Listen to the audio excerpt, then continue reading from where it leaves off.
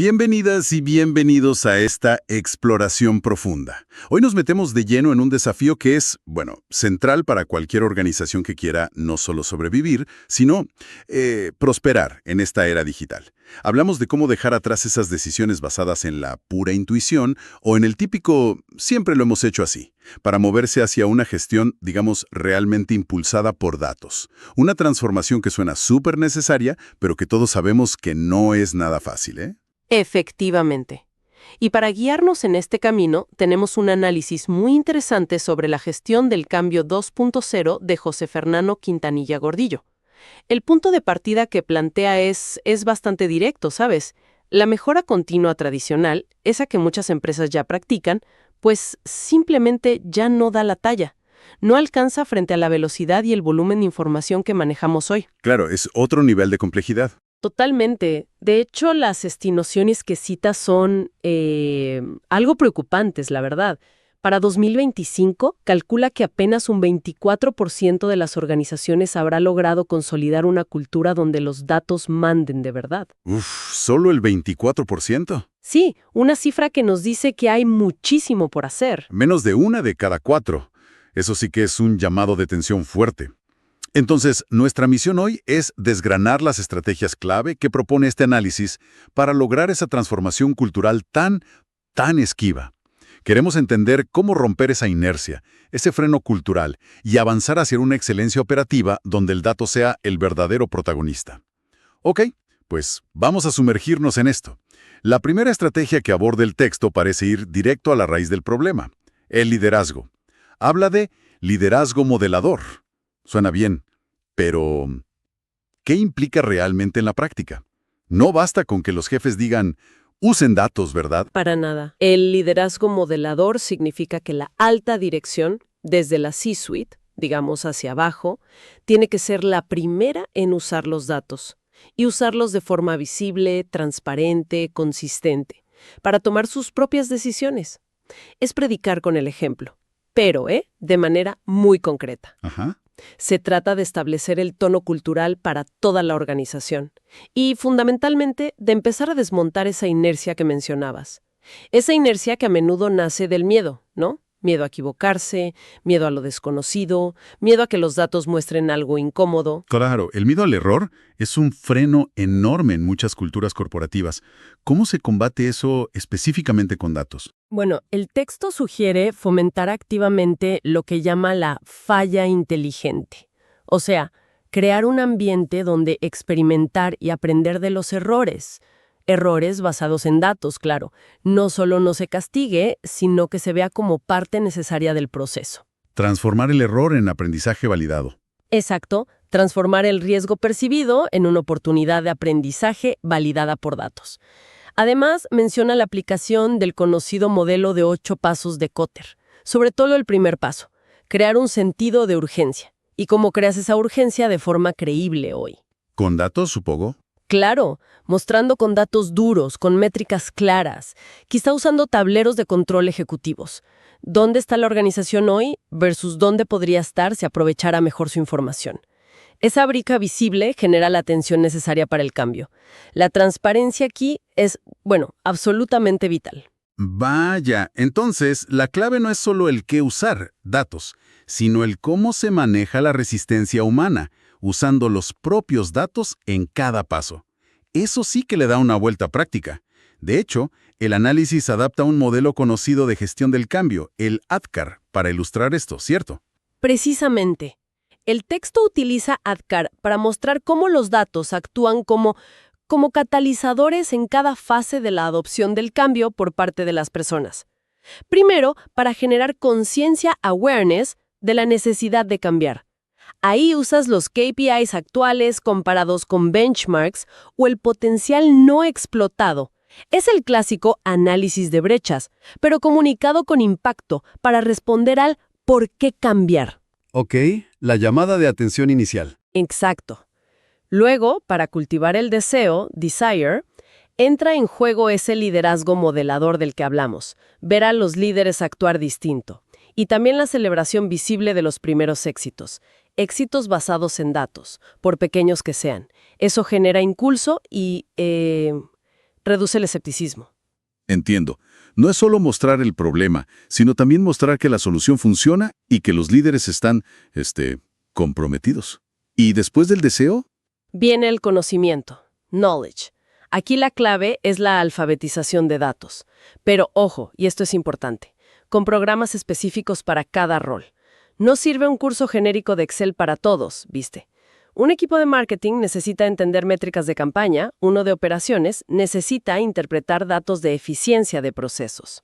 Tiene sentido hacerla aplicable inmediatamente, que sirva para su día a día. Justo, y eso nos lleva a la habilidad, ability, que es la capacidad real de aplicar ese conocimiento.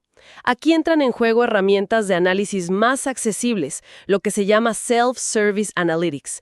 Estas permiten a los usuarios explorar datos sin ser expertos en programación. Y también es clave el apoyo de especialistas en datos que actúen como mentores, como facilitadores para los equipos. Como guías. Sí. Y finalmente, el refuerzo, reinforcement, que es crucial para que el cambio se mantenga, para que no sea flor de un día. Y esto se logra mediante ciclos de retroalimentación continuos y transparentes, donde se muestra cómo se usan los datos y se reconocen públicamente los comportamientos y decisiones basadas en ellos. Así se anclan los nuevos hábitos, ¿no? Exactamente, así se anclan. Este desglose con Adcar realmente ayuda a ver cómo los datos no son solo para análisis fríos, sino herramientas activas para gestionar el cambio cultural. ¿Hay ejemplos concretos de esto funcionando? Sí. El análisis cita a Facebook, Meta ahora, como un caso emblemático. Su cultura de prueba y aprende. ¿Ah, sí? Validada constantemente con pruebas A/B y análisis de datos a escala masiva. Eso envía un mensaje clarísimo a todos los niveles. Experimentar y validar hipótesis con datos se valora más que la simple opinión o la intuición, por más experimentada que sea esa intuición. Entiendo. Y para respaldar la idea general, el texto aporta un dato contundente. Un 69% de las organizaciones que realmente aprovechan sus datos reportan tomar mejores decisiones estratégicas. Casi el 70%. Exacto. No es solo una teoría bonita, es una palanca de cambio con un retorno medible y significativo. Ok, el liderazgo modelador y gestionar el cambio con Adcar y datos es el primer pilar, pero suena como algo que puede fallar si el resto de la gente no tiene las herramientas o la confianza para seguir. ¿Cómo aborda el texto esa brecha? Parece un punto débil potencial en muchas implementaciones. Justo ese es el punto que aborda la segunda estrategia: democratización y alfabetización de datos. La idea central es que los datos y la capacidad de entenderlos no pueden ser dominio exclusivo de un pequeño grupo de analistas o científicos de datos. Tienen que ser accesibles y comprensibles para todos en la organización en el contexto de su trabajo diario. Democratización suena potente. ¿Significa que cualquiera puede acceder a cualquier dato? ¿Y qué es exactamente la alfabetización de datos? Suena importante. No necesariamente acceso total sin control, ¿eh?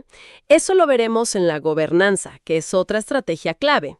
Democratización aquí significa facilitar el acceso relevante y las herramientas para que la gente pueda usar los datos que necesita. Y la alfabetización de datos, o data literacy, es esa capacidad fundamental que deben tener los empleados para leer, interpretar, analizar críticamente y comunicar información a partir de los datos. O sea, entenderlos y usarlos. Exacto. No se trata solo de saber usar un software específico, sino de tener una comprensión básica de conceptos estadísticos, de visualización y sobre todo de cómo hacer preguntas relevantes a los datos para tomar mejores decisiones en sus tareas cotidianas. Entiendo. Es como aprender a leer y escribir, pero con datos. Una habilidad básica para el trabajo moderno, diría yo. Exactamente. Y es una habilidad cada vez más valorada. El texto menciona una estadística interesante. El 77% de los líderes empresariales afirma que estaría dispuesto a pagar entre un 10 y un 15% más de salario por empleados que demuestren tener buena alfabetización de datos. Un 10-15% más. Eso sí que subraya su importancia estratégica. Totalmente. Por eso, la capacitación continua y personalizada por rol que mencionamos antes es clave. Y también el despliegue de herramientas de Self-Service Analytics y visualización. Se menciona Tableau como un ejemplo conocido. Estas herramientas permiten a los usuarios explorar datos por sí mismos, fomentando la curiosidad y la autonomía. Ya no dependen tanto del departamento de IT o de análisis para cada consulta. Y supongo que alguien tiene que liderar este esfuerzo de alfabetización y democratización a nivel organizacional, ¿no? No pasa solo. Rol similar como el principal impulsor y estratega detrás de estas iniciativas. Es quien vela por desarrollar estas capacidades en toda la empresa. Además, se mencionan plataformas específicas que ayudan en este proceso, como Irwin Data Literacy by Quest. Estas herramientas actúan como una especie de catálogo inteligente o Google interno para los datos. Un Google de datos, me gusta. Sí, ayudan a las personas a descubrir qué datos existen, qué significan, quién es el responsable, cómo se pueden usar de forma segura. Facilitan enormemente la parte de habilidad, ability, del modelo ADKAR que discutimos. Ya veo, entonces tenemos líderes que dan ejemplo y una fuerza laboral que, idealmente, está cada vez más capacitada y tiene acceso a los datos. Pero, si todo el mundo empieza a usar datos por su cuenta, ¿no hay un riesgo de caos? ¿De que cada uno interprete las cosas a su manera o use datos de mala calidad?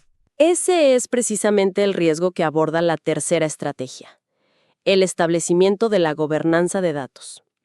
Esta es la base fundamental para que todo lo demás funcione de manera sostenible. Si la alfabetización y la democratización abren las puertas al uso de datos, la gobernanza pone las reglas del juego para asegurar que se haga de forma ordenada, consistente y, sobre todo, confiable. Gobernanza de datos suena un poco burocrático quizás. ¿En qué consiste exactamente? ¿Y por qué es tan crucial para generar esa confianza de la que hablas? Puede sonar formal, sí, pero es esencialmente poner orden en la casa antes de invitar a todos a usarla libremente. La gobernanza de datos define claramente los roles y responsabilidades, o sea, quién es dueño de qué dato, quién lo puede usar, quién es responsable de su calidad. También define las políticas, cómo se definen los términos clave, cómo se asegura la privacidad, los estándares, formatos, definiciones comunes y los procesos para gestionar los activos de datos de manera coherente en toda la organización. Entendido. Su meta principal es garantizar la calidad, la accesibilidad, pero controlada, la seguridad y el cumplimiento normativo, como las leyes de protección de datos, por ejemplo. Entiendo. Define quién es el guardián de cada dato importante, ¿no? Eso que llaman Data Stewardship. Exactamente. El Data Stewardship asigna responsabilidades claras para la gestión y calidad de conjuntos de datos críticos. Y la razón por la que esto es tan crucial para la confianza es simple. Si las personas no confían en la calidad, la consistencia o la definición de los datos que reciben, pues inevitablemente volverán a basarse en su intuición, en sus propias hojas de cálculo, el famoso Excel Hell, o en lo que siempre hemos sabido. Sí, la desconfianza mata la iniciativa. Totalmente. La desconfianza es el mayor enemigo de una cultura basada en datos.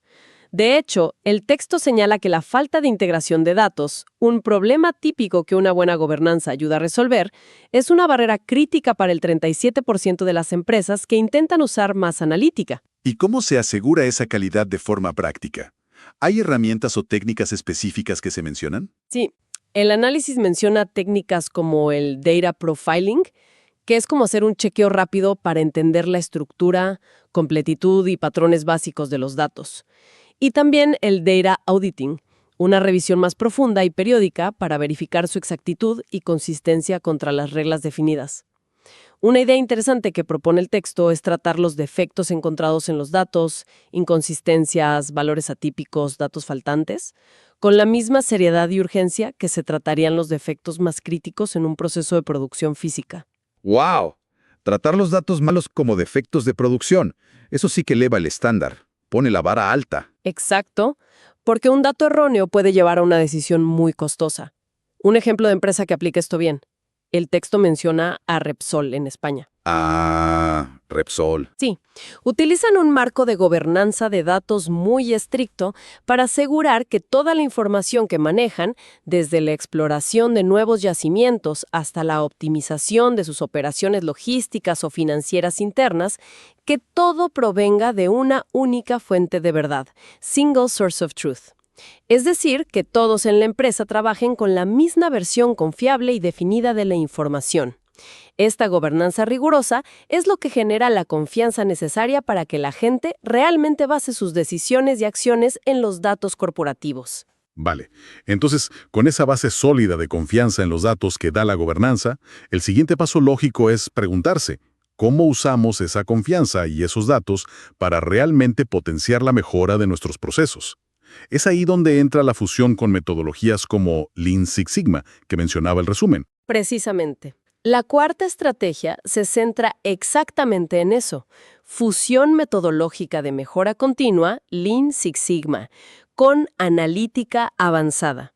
La idea es, no desechar las metodologías probadas como Lean Six Sigma, que son excelentes para optimizar procesos y reducir desperdicios. Que ya muchas empresas usan. Claro, sino potenciarlas exponencialmente integrando herramientas de analítica de datos más avanzadas.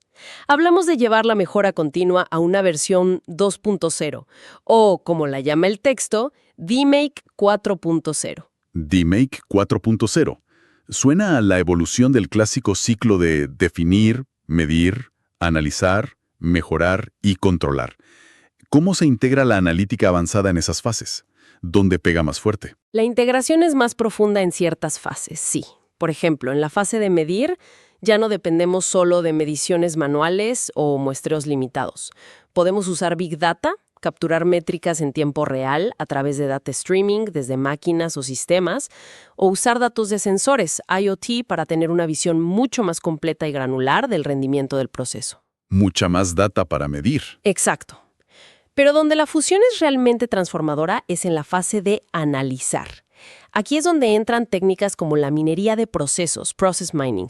Esta permite visualizar cómo funciona realmente un proceso basándose en los logs de los sistemas, descubriendo cuellos de botella o desviaciones inesperadas que ni te imaginabas. Ver lo que de verdad pasa. Justo. Y junto a eso, el Machine Learning, ML, y el análisis predictivo. Estas herramientas permiten identificar causas raíz mucho más complejas y sutiles, que quizás con análisis estadísticos tradicionales pasarían desapercibidas. Y lo más importante, permiten pasar de una gestión reactiva, arreglar problemas cuando ocurren, a una predictiva, anticipar problemas antes de que sucedan. Eso suena realmente potente. Pasar de arreglar a predecir. Cambia el juego. ¿Y en las fases de mejorar y controlar? En la fase de mejorar, la analítica avanzada permite probar soluciones de forma más rigurosa y rápida. Por ejemplo, usando pruebas A/B controladas digitalmente, si aplica, o realizando simulaciones complejas de diferentes escenarios antes de implementar un cambio costoso. O incluso usando optimización algorítmica para encontrar la mejor combinación de parámetros para un proceso. Probar antes de actuar, pero con más potencia. Exacto. Y en la fase de controlar podemos ir más allá del control estadístico de procesos, SPC manual o periódico. Podemos tener SPC automatizado que monitoree continuamente el proceso y alerte en tiempo real ante desviaciones, todo visualizado en paneles de control dinámicos y accesibles. Esta integración parece aplicable a muchísimos tipos de procesos. El texto menciona ejemplos, ¿verdad? Para que no suene tan abstracto. Sí. Indica que esta fusión es especialmente valiosa en procesos complejos. Menciona logística global, cadenas de suministro, pero también áreas inesperadas, como el diagnóstico médico en patología. Ahí cita que puede mejorar la precisión hasta en un 9%, lo cual es muchísimo en ese campo. ¡Wow! Un 9% en diagnóstico. Sí.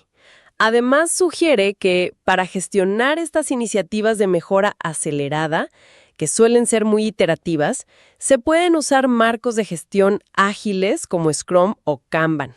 Estos encajan bien con la naturaleza experimental y rápida de la analítica de datos, ciclos cortos, aprendizaje rápido. ¿Y tenemos un caso real que ilustre esta fusión en acción? Algo más cercano quizás. El análisis presenta el caso de iFood en Brasil, la conocida plataforma de entrega de comida. Ellos son un ejemplo clarísimo de cómo usar inteligencia artificial y análisis predictivo no como proyectos aislados, sino integrados en su ciclo continuo de mejora operativa. ¿Qué hacen exactamente con eso? Pues los utilizan para optimizar dinámicamente las rutas de entrega, para predecir la demanda por zona geográfica casi en tiempo real, para ajustar precios de forma dinámica e incluso para personalizar ofertas a los usuarios. O sea, para todo el core del negocio. Para todo. Esto les permite reducir costos, mejorar tiempos de entrega y aumentar la satisfacción del cliente de forma constante. Es un ejemplo vibrante de cómo la mejora continua se acelera exponencialmente cuando se fusiona con analítica avanzada. Fascinante. Ya tenemos liderazgo ejemplar, gente capacitada y con acceso, datos confiables gracias a la gobernanza y metodologías de mejora potenciadas con analítica. Parece que falta una pieza para que todo esto funcione como un sistema vivo, que se mantenga en el tiempo, ¿no? ¿Cuál es la última estrategia? La quinta y última estrategia es la que cierra el círculo y asegura la sostenibilidad. La implementación del ciclo de retroalimentación continuo y transparente, o el famoso feedback loop. Es, digamos, el motor que mantiene todo el sistema en movimiento y aprendiendo constantemente. Se trata de establecer un mecanismo sistemático y muy importante bidireccional para recopilar, analizar y actuar sobre la información de rendimiento y las percepciones. Un ciclo de feedback. Suena lógico, casi obvio. Pero, ¿qué lo hace continuo y transparente según el análisis? ¿Y por qué es tan vital? Continuo significa que no es algo que haces una vez al año en la evaluación de desempeño o en una encuesta anual. No, está integrado en la operativa diaria o semanal. Recopilas constantemente métricas clave de rendimiento, KPIs, de los procesos, y crucialmente también feedback cualitativo, percepciones, ideas, problemas reportados, tanto por los empleados que operan los procesos como por los clientes que los reciben. ¿El qué y el por qué? Exacto. Y transparente. Esta es la clave que subraya el texto. Significa que los resultados de este feedback, tanto los datos duros de rendimiento como las tendencias del feedback cualitativo, se comunican abiertamente a toda la organización o al menos a los equipos relevantes. Y no solo los resultados, sino también qué se está haciendo al respecto. ¿Qué acciones se están tomando basadas en esa información? ¿Y por qué esa transparencia es tan fundamental para que el ciclo funcione? Más allá de la buena intención. Porque fomenta la confianza y el compromiso. Piensa en esto. Si las personas ven que los datos que generan o el feedback que proporcionan realmente se utilizan para tomar decisiones y mejorar las cosas, y además se les informa sobre ello, tanto los éxitos como los desafíos, no solo lo bueno, se sienten escuchados, valorados y parte activa del proceso de cambio. Claro, rompe la sensación de caja negra. Justo. Rompe la sensación de que las decisiones se toman arriba en una caja negra y nadie sabe por qué. Esta transparencia es vital, como recalca el texto, para la fase de refuerzo, reinforcement, del modelo ADKAR. Ayuda a consolidar los nuevos comportamientos basados en datos y evita recaídas en los viejos hábitos de opacidad, de decisiones unilaterales o de simplemente ignorar los datos incómodos. Entiendo. Es cerrar el bucle mostrando el impacto de la participación. Implica entonces definir KPIs que sean realmente claros y accionables, tener sistemas para recolectar datos y feedback de forma consistente, y también rutinas, ¿no? Como reuniones periódicas donde el liderazgo no solo presente resultados, sino que dialogue abiertamente sobre lo que se está aprendiendo y los próximos pasos.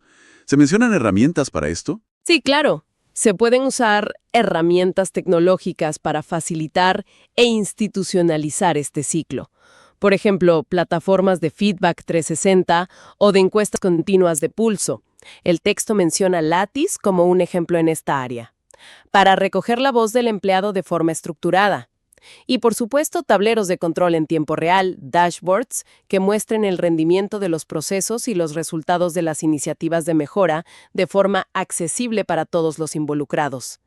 La tecnología ayuda a que este ciclo no dependa solo de la buena voluntad, sino que se convierte en parte de la rutina organizacional. Y supongo que hay un ejemplo potente aquí también para cerrar. Definitivamente. El análisis destaca el caso de Rappi, la plataforma de entrega multicategoría que opera en varios países de Latinoamérica. Menciona Colombia, México, Brasil y Argentina. Sí, muy conocida. Cuentan cómo, al implementar plataformas de análisis de producto como Amplitude, que les permiten rastrear en detalle cómo los usuarios interactúan con su aplicación, y al crear un equipo dedicado específicamente a analizar los embudos críticos. Los pasos clave del usuario. Exacto, los pasos clave que sigue un usuario para completar una acción como hacer un pedido. Bueno, lograron algo impresionante. Redujeron el tiempo necesario para diagnosticar la causa raíz de un error o una caída en la conversión en uno de esos embudos de 3 semanas a tan solo un día. De 3 semanas a un día. Eso es una aceleración brutal del ciclo de mejora. Es casi tiempo real. Exactamente. Es un ejemplo perfecto de cómo un feedback loop rápido y eficiente, basado en datos de uso real y analizado por un equipo enfocado, permite identificar problemas, probar soluciones y iterar a una velocidad, impensable con métodos tradicionales. Esa capacidad de aprender y adaptarse casi en tiempo real es una ventaja competitiva enorme, posible gracias a un ciclo de retroalimentación bien implementado. Entonces, revisando estas 5 estrategias, liderazgo modelador, democratización y alfabetización, gobernanza para la confianza, la fusión metodológica y este feedback loop continuo, queda muy claro, ¿no? Transformarse en una organización verdaderamente impulsada por datos es mucho, mucho más que comprar software o contratar científicos de datos. Es un cambio cultural profundo y sistémico. Totalmente. El análisis de Quintanilla Gordillo lo deja patente. No es una sola bala de plata, ¿viste? Sino una combinación interconectada de factores, como un ecosistema. Necesitas un liderazgo que no solo dé permiso, sino que muestre el camino usando datos activamente. Necesitas invertir en serio para que toda tu gente se sienta cómoda y capaz de usar datos en su trabajo. Necesitas reglas claras, la gobernanza, para que esos datos sean confiables y se usen responsablemente. Necesitas integrar la potencia de la analítica avanzada en tus formas de trabajar y mejorar, como con el SS 4.0. Y necesitas ese ciclo de feedback transparente para mantener todo el sistema vivo, aprendiendo y mejorando constantemente. Son 5 piezas que se refuerzan mutuamente. Si falla una, el sistema cojea. Y el hilo conductor que parece atravesar todo esto es el desafío de superar la inercia cultural. Ese siempre lo hemos hecho así, el miedo al cambio, la resistencia a la transparencia. Ese es quizás el obstáculo más grande que menciona el análisis repetidamente. Pero estas estrategias, al menos, ofrecen un mapa bastante estructurado y práctico para empezar a desmontar esa inercia. Así es. Proporcionan un enfoque multifacético. Y para cerrar, quizá una reflexión que se desprende de todo esto, algo que va más allá de las grandes iniciativas corporativas que hemos discutido, que a menudo dependen de decisiones que están muy arriba en la organización. ¿A qué te refieres? ¿Algo más personal? Me refiero a pensar en la escala individual o de equipo. Más allá de esperar la estrategia perfecta desde la dirección, ¿qué pequeño paso basado en datos, aunque sean sencillos, podría dar cualquier persona en su propio rol, en su propio equipo, mañana mismo? Un pequeño paso para empezar a construir esa cultura desde abajo, incluso si no hay una iniciativa formal desde arriba todavía. Interesante. ¿Cómo qué, por ejemplo? No sé, quizás sea algo tan simple como empezar a medir una actividad clave que antes no se medía, o hacer la pregunta ¿qué datos tenemos para respaldar esta propuesta en la próxima reunión de equipo? O incluso compartir abiertamente un pequeño experimento y sus resultados, ya sean positivos o negativos.